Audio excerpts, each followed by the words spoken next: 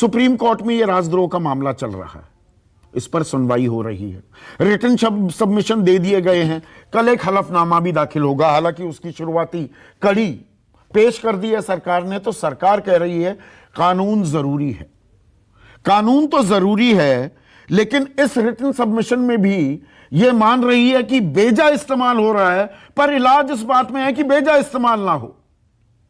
अब कानून आपने ऐसा बनाया है और हमने बेजा इस्तेमाल होते देखा है, इस बात को डिनाई नहीं किया जा रहा है, पर कानून पर भी अटके हुए हैं, सुई अटकी हुई है।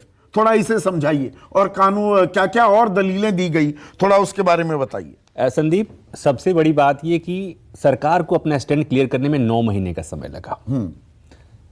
9 महीने तक सुप्रीम कोर्ट को वेट करना पड़ा, सुप्रीम कोर्ट को कई बार फटकार लगानी पड़ी। 15 जुलाई को 3 जजों की जो बेंच थी, जिसकी अगुवाई चीफ जस्टिस रमन्ना कर रहे थे, उन्होंने 5 ऑब्जर्वेशंस दी थी। उनमें यह कि इतने कानून हटा दिए, ये कानून हटाने में दिक्कत क्या है, इसका बेजा इस्तेमाल हो रहा है। बढ़ई का उन्होंने उदाहरण दिया था कि एक बढ़ई जैसे आरी चलाता है, लकड़ी काटता है, यहां पर बढ़ई पूरे जंगल को ही काट कर ले जा रहा है।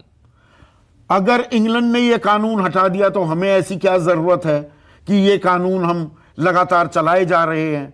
क्या हमारे पास और कानूनी प्रावधान नहीं है?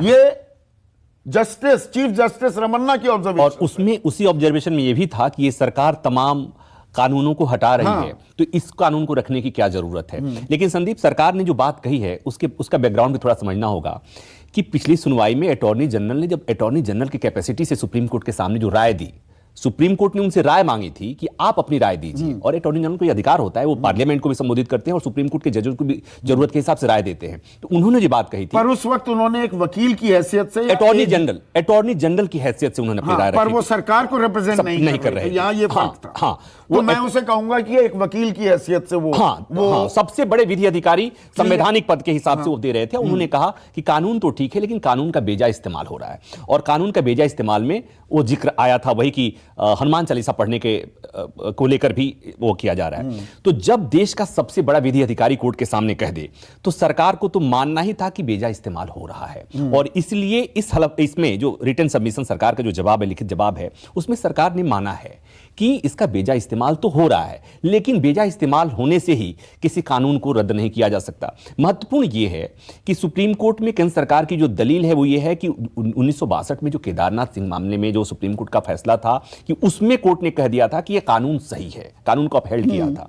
तो जब कोर्ट ने, सरकार करी, कोर्ट ने कह दिया है, 5 सदस्यीय बेंच ने कह दिया है, इसलिए वो बाइंडिंग है, वो सबको मानना चाहिए। और चूंकि अभी जो सुनवाई कर रही है 3 जजों की बेंच है, क्या यहां पर पेच ये भी आएगा कि 3 जजों की बेंच को कहा जा रहा है कि देखिए 5 जजों की बेंच ने यह फैसला दिया है, तो दरअसल कोर्ट को यह भी बताया जा रहा है कि आप उससे बड़ी या तो बेंच बनाइए, तब तो बात करेंगे। इसमें टेक्निकल पेच भी है, ये टेक्निकल पेच बता रहा हूं मैं। तो यहां तो बात आ गई कि भाई 5 जजों की बेंच को सामान्य फीलिंग ये है, सामान्य अंडरस्टैंडिंग है कि सुप्रीम कोर्ट की 5 जजों की बेंच ने अगर फैसला दिया है तो उसे बदलने के लिए बड़ी बेंच यानी 7 सदस्यीय बेंच। लेकिन पिछली सुनवाई में कपिल सिब्बल इस मामले में कोर्ट को कुछ इंस्टेंसेस बता रहे थे, जिसमें वो जिक्र कर रहे थे कि ये कोई जरूरी नहीं है, बड़े बेंच के फैसलों को भी छोटी बेंच की कम जजों की बेंच भी बदली है।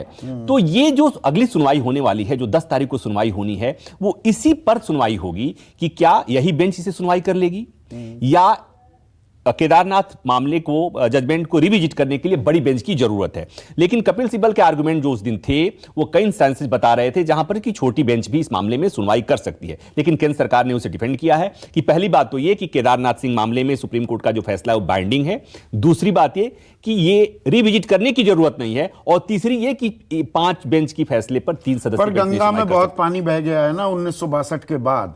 2010 में पत्रकारों की ही बात करूं, 7 पत्रकारों पर राजद्रोह का मुकदमा कायम किया गया। 2020 में यह संख्या बढ़कर 67 हो गई।